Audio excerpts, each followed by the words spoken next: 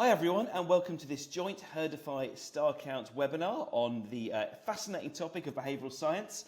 My name's Ian Gibbs. I am a data director at JICMAIL. I am the insight director at the DMA. And I'm going to ask Tom and Roweena to introduce themselves in a second, but I just wanted to start things off by saying that in an era of ad saturation, in an era of declining performance marketing effectiveness and increased platform power, and in an era of sort of declining third-party cookies, we need to give advertisers and marketers alternative choices. We need to give them access to sort of vibrant, interesting, tech-driven businesses that allow them to do something slightly different with their marketing and drive effectiveness. So, behavioural science, obviously very topical, and there's a lot that Herdify and Starcount can say about this. I've known Tom and Roweena, known for like 1 or 2 years, and when I met both of them, I thought, these guys should be talking to each other. Their businesses share a lot in common. Anyway, it turns out that they were talking to each other, and they'll be talking to each other today. So perhaps, Roweena, I could ask you to introduce yourself first. Yeah, of course. Thanks, Ian. So I'm Roweena Humby. I am the co-founder and CEO at Starcount. Starcount is a data science agency who specialise in consumer behaviour. So ultimately, we use behavioural data sets to understand who customers are, what they're doing, but most importantly, we focus on what they love and care about with the aim to help our clients create emotionally connecting campaigns by tapping into those sort of motivational drivers of purchasing behaviour. I'm Tom, founder and CEO of Herdify. We're a behavioural segmentation tool. So best thing, think of us a bit like Experian. So we help you find audiences, but our difference is we bring behavioural science into the mix. We've sort of specify on the herd mentality of humans. So yeah, that's what we do. Okay, brilliant. Okay, look, guys, I'm going to start, I think, back to basics to begin with. Roweena, perhaps you can explain behavioural science for marketing for us. Do a bit of an explainer. Yeah, sure. So behavioural science is the study of human behaviour and essentially how, psychological, societal, social, cultural elements influence us. If you think about marketing, the aim of a marketing strategy is to kind of create something that's effective in influencing and persuading consumers to purchase. So how behavioural science plays a role in marketing is essentially it's about understanding the psychology behind decision making, what motivates people to make decisions. And the results can be phenomenal because if you understand why people buy, what the drivers are for making those decisions, you can create incredibly effective campaigns that's not just about selling a brand or a product, but about fitting that brand into someone's lifestyle. And I think if we look at the most successful brands, out there, they've essentially made their brand part of a consumer's lifestyle rather than just another product to buy. So I guess to simplify what behavioural science for marketing is it's the ability to understand why people buy, not just what they're doing. Yeah, I think what Roweena said there is really important. The why, and I sort of look at it that actually everything we do in marketing is behavioral change, right? That's fundamentally what we do. If we sell subscription boxes, what we're doing, trying to do there is we're trying to change the way people buy. If people are used to going to a supermarket to buy something and you're saying, right, no, you're going to order this online and get it delivered and pay for it on a monthly, direct debit. That's behavioral change. We're changing trying to change in the way they buy. Pretty much everybody out there has a competitor, right? So you're trying to change what they buy. If habitually, if they're going to go to the supermarket, pick this up, or if they go online and buy their coffee from someone, you're saying, don't do that really simple, easy thing that works for you without any kind of mental processing. Come and engage with us as a brand, right? So you're getting to get them to change their behavior that way, or changing category, right? And that's a big one. And I talk a lot in this space around electric vehicles. We've all seen the news in terms of how that market is struggling in terms of adoption. We hear time after time after time about range anxiety. People are worried, about are they going to get where they're going to get, where they're going to get to. Then we look at the data. So Roy Sutherland has a book, Transport for Humans, and in there he sort of talks about the numbers. And I think it's about 60% of our journeys are sub 20 miles. I think the number is, i.e., really short. So there's no data support. No data really supports that we have a range issue. We can do more than 20 miles, right, and all day long, right? But what we have is this post-rationalization. People are effectively scared of something they're not sure of, so it's easy to get onto something. So, and whether that's trying to get people to move to alcohol-free beers, plant-based food, this is all about changing the category, which again is behavior change. So really, to kind of to Rowena's point, why do people make these decisions?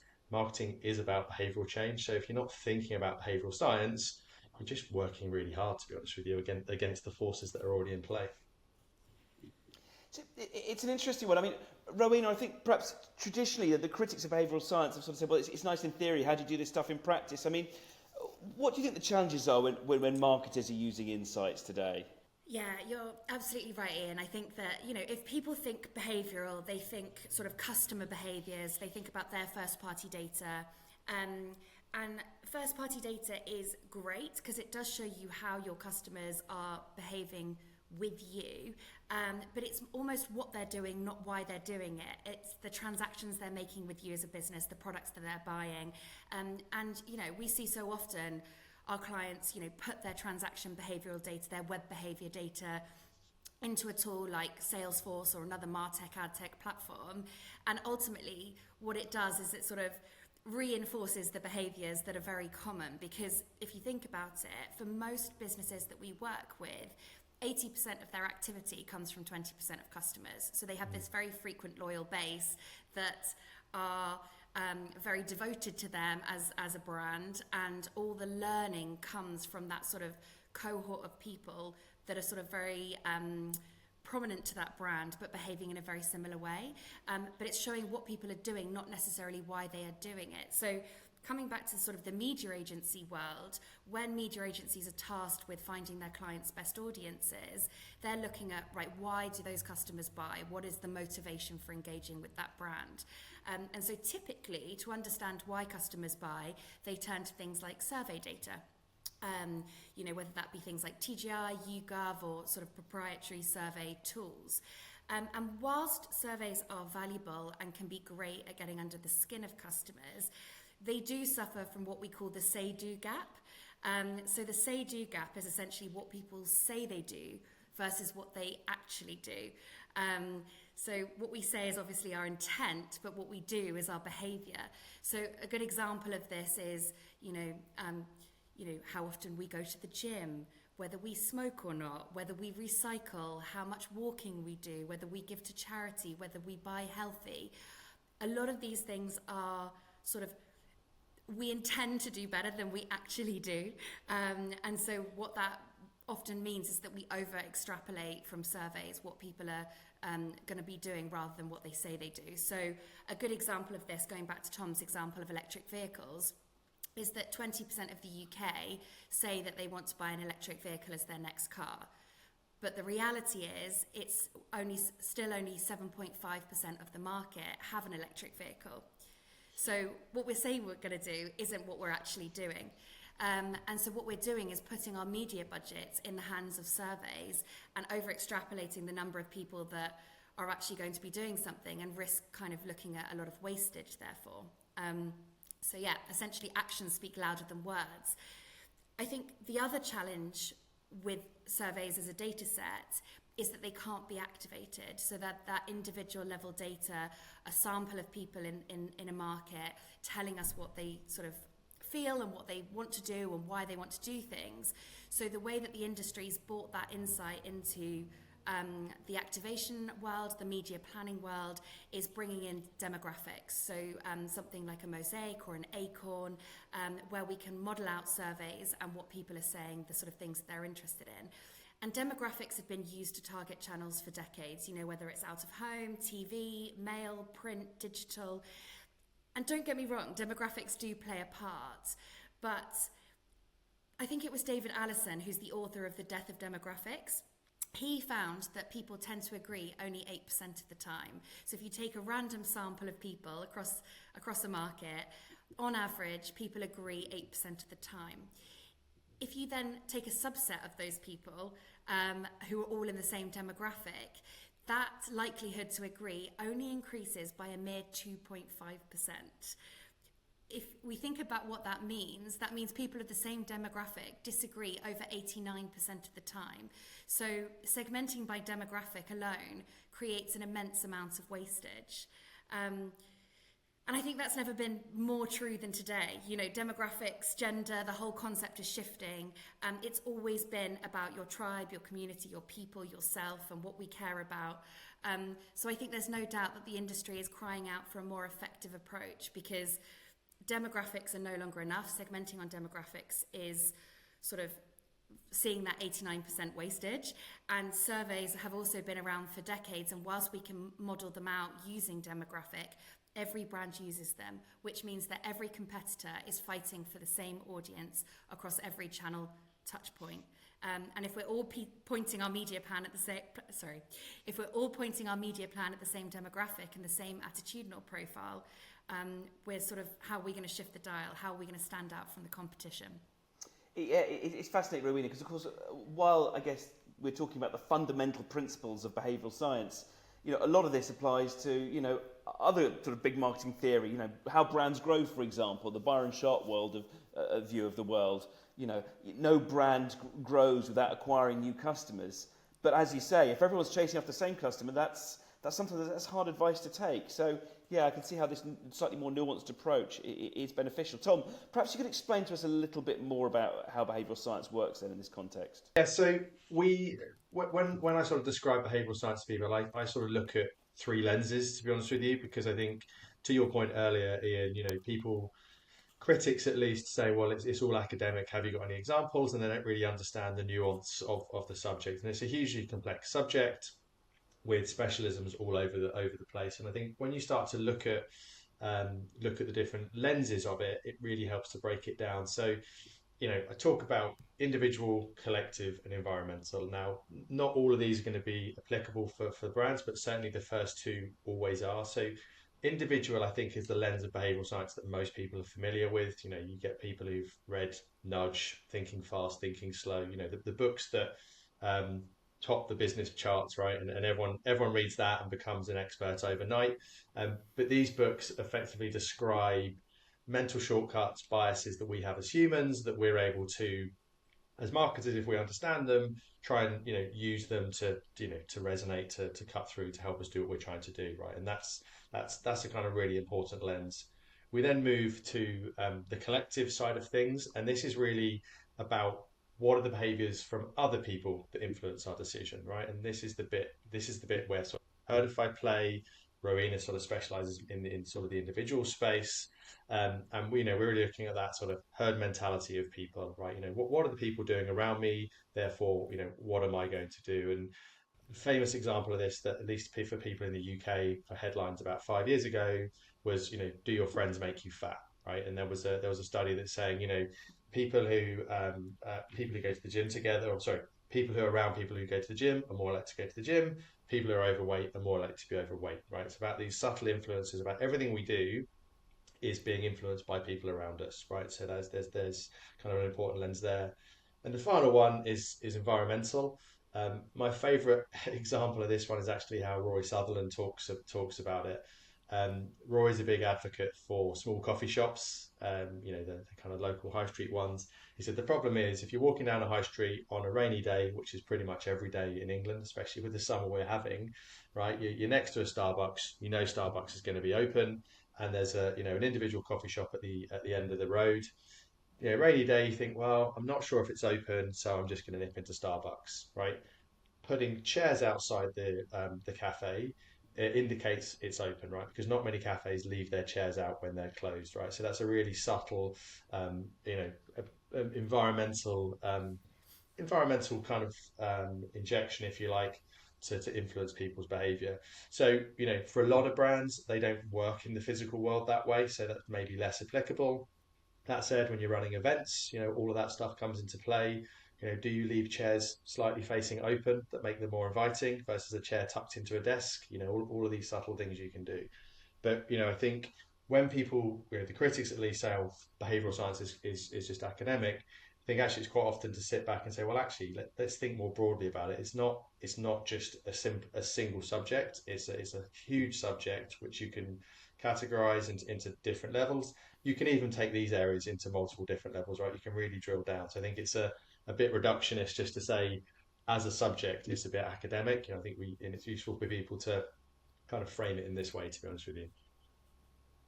Okay, so like, okay, agreed. It's definitely more than academic. But Roweena, how can it really shift the dial for marketers? So let's stick with the example of electric vehicles from earlier. 20% of us say we're going to buy an EV in our next purchase, but only 7.5% of us have. Ultimately, what we're looking at there is a difference in the say-do gap. Let's pretend we've got two people who've taken part in this survey. We've got Kat and Chris, and they've both told us in this survey that they intend to buy an EV in their next purchase. And perhaps they're a very similar demographic as well. They're both women in their 40s with young kid families, for example. But in fact, Kat and Chris are very different. They have different individual, as Tom just described, motivators for buying an electric vehicle. And the risk we have is if we speak to them the same, we're going to not tap into those drivers to influence and change their behaviours. So if I told you that Kat was in fact environmentally conscious, maybe she lives in Brighton, she cares about saving the oceans, we can see that from her charity behaviours, we can see from her supermarket consumption that she eats vegetarian, she's following influencers like David Attenborough, Greta Thunberg, charities like Greenpeace on social media, her banking data shows she spends more with brands like Patagonia, Upcycle, eBay.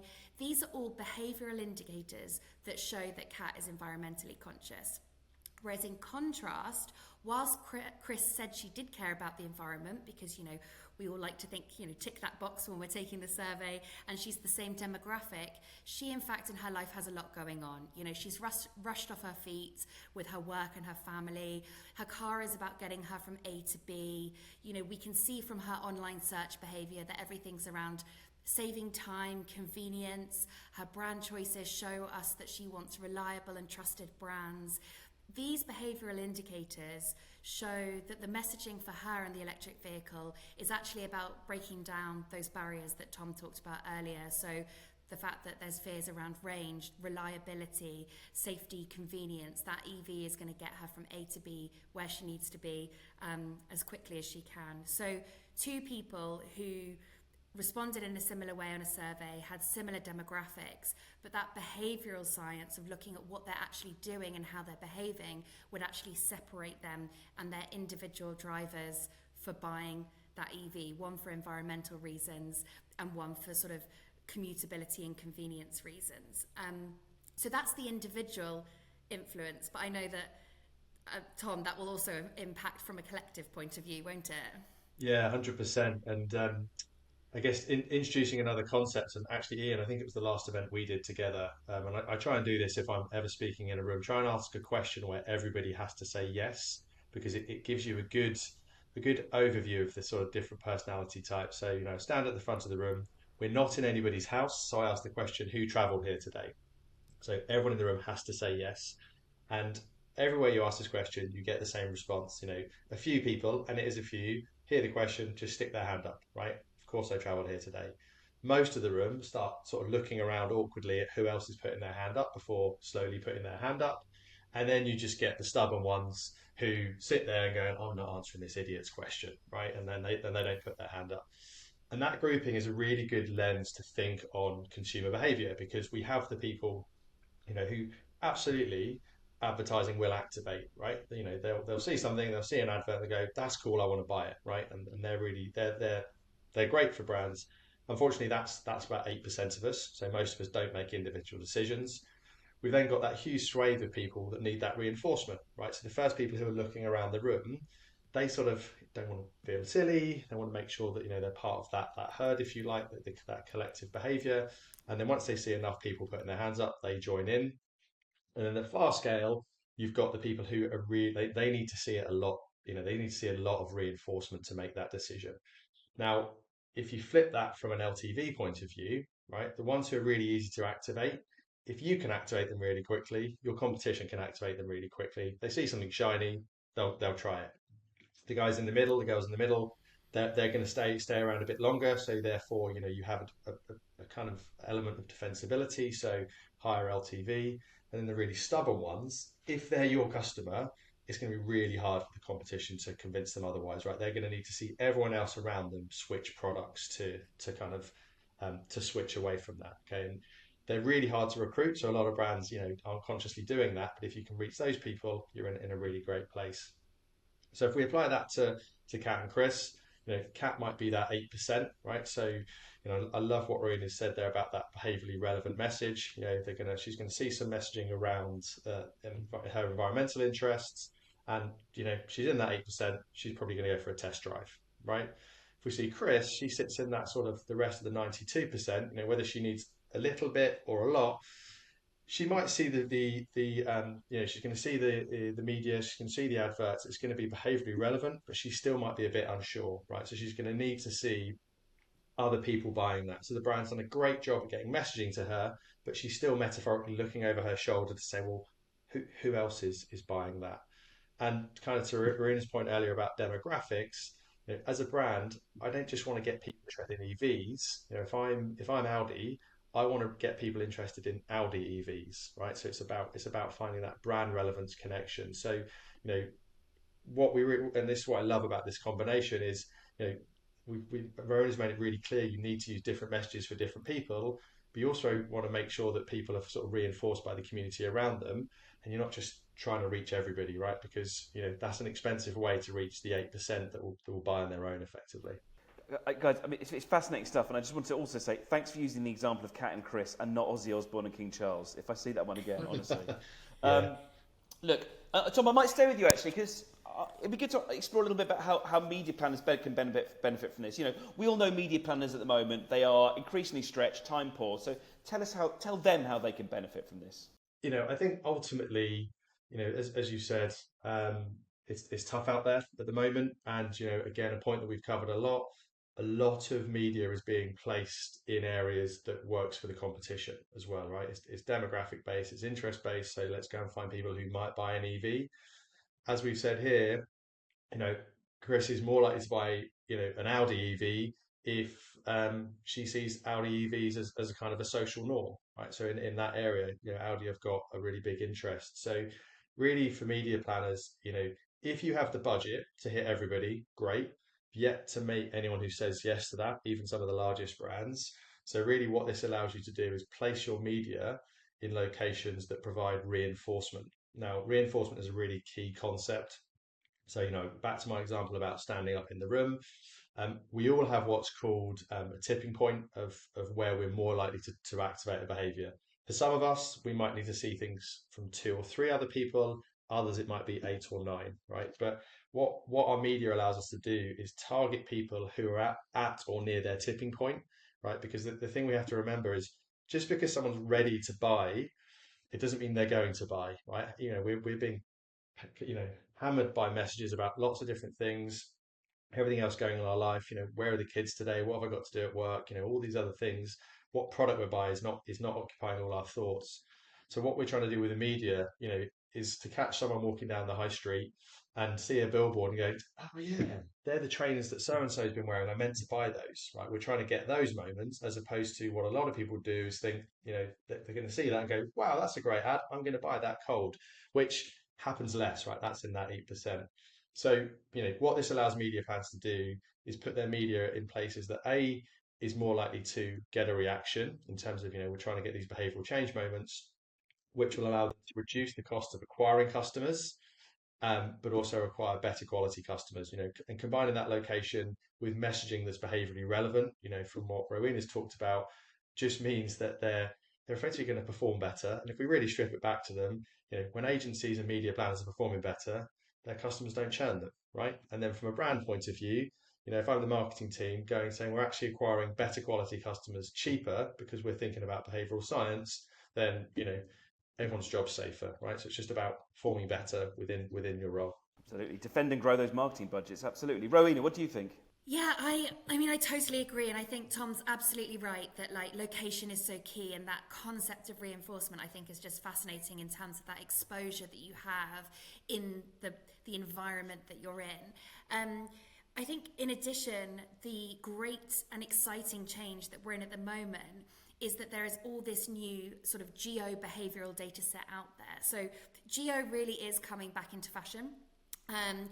Data legislation has been evolving, addressable targeting is becoming harder, and so all of a sudden geo is this wonderful aggregated, anonymized, privacy-first way of still reaching targeted granular audiences. And we see that in the involvement of channels, right? So take a channel like Mail, which has, frequently used geography in terms of targeting. We've shifted now from the ability to target sort of door drop style postcode sector down to full postcode. Similarly, out of home's evolving, also has always used geo. Now it's programmatic, so we can use this live geo-behavioural data to sort of target audiences and tailor it for who's there at the right time during the right time of day, right messaging for the people walking past. TV's evolving, it's going addressable. We can now upload postcode sectors into different TV channels to basically reach households that have similar behaviours. And then obviously even digital, Ian, we can't talk about media at the moment without talking about the demise of the third-party cookie. And ultimately, digital is now exploring geo as that solution. What is so exciting, though, is that's the channel capability and how geo can be used there and benefit from that concept that Tom took us through in terms of location and reinforcement and, the community and herd around us.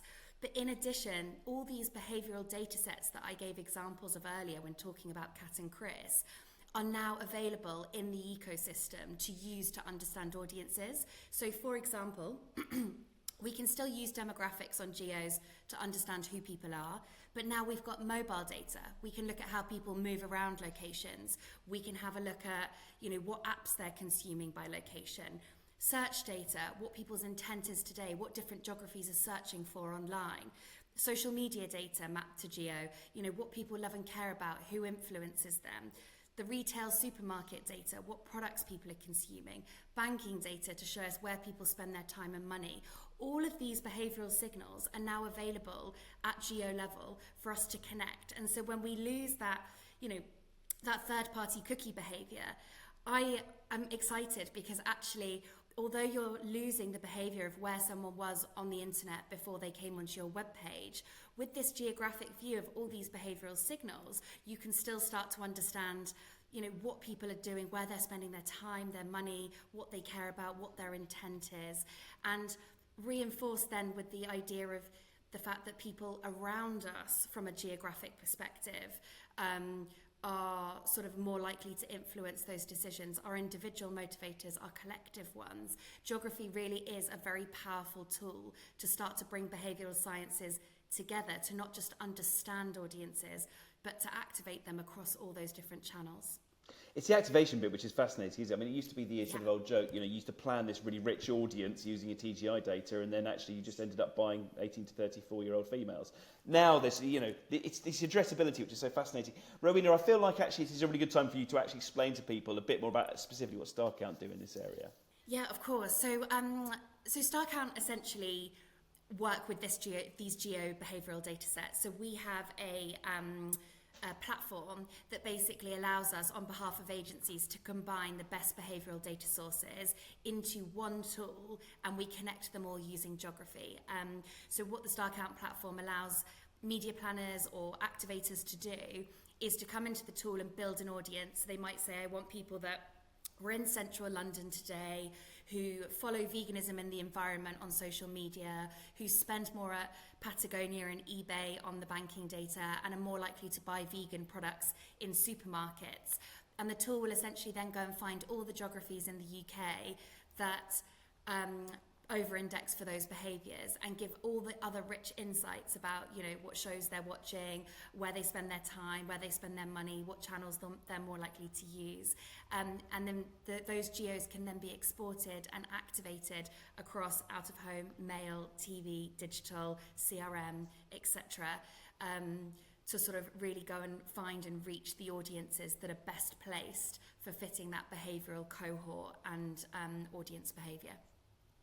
Fantastic. And Tom, perhaps I feel it's very timely for you to tell us exactly what you do in this area. I think your businesses have a lot of commonalities, but you have a distinct offering as well. So yeah, let's talk about what Herdify do in this space. Yeah, absolutely. And yeah, exactly. I think that's the great thing about, it's why we've been wanting to do this for a while because, we talk about a lot of the similar stuff, but we come at it from really complementary angles, which I think is the really interesting piece. And actually to, support what Roweena said about how important geo is, I think a lot of people put their nose up at geo because it's 2024 and, we're all on phones and like we're all these, global, globe trotting, superstars.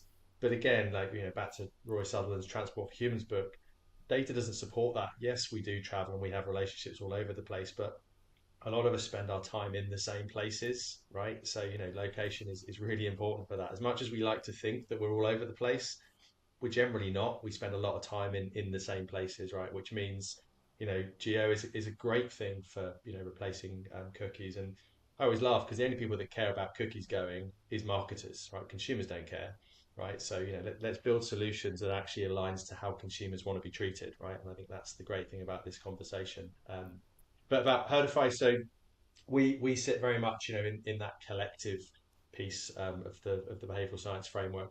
We effectively take a brand's first party data. So we're similar to Roweena, we're a software platform. So within that, people can upload their first party data, their sales data. There's nothing personally identifiable in there. It's all GDPR compliant.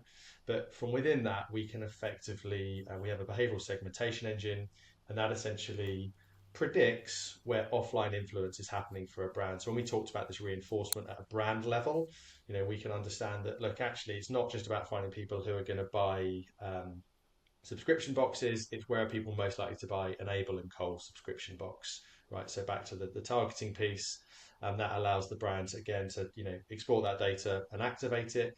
What typically happens is a media planner will use that as part of their planning process, to combine it with something like the data from Starcount to say, look, we know where the people are who are interested in this. Let's cut that with people who are then definitely more likely to buy, an Able and Cole box, to use an example, right? So it just fits into the planning mix to allow them to place their media in a behaviorally relevant way.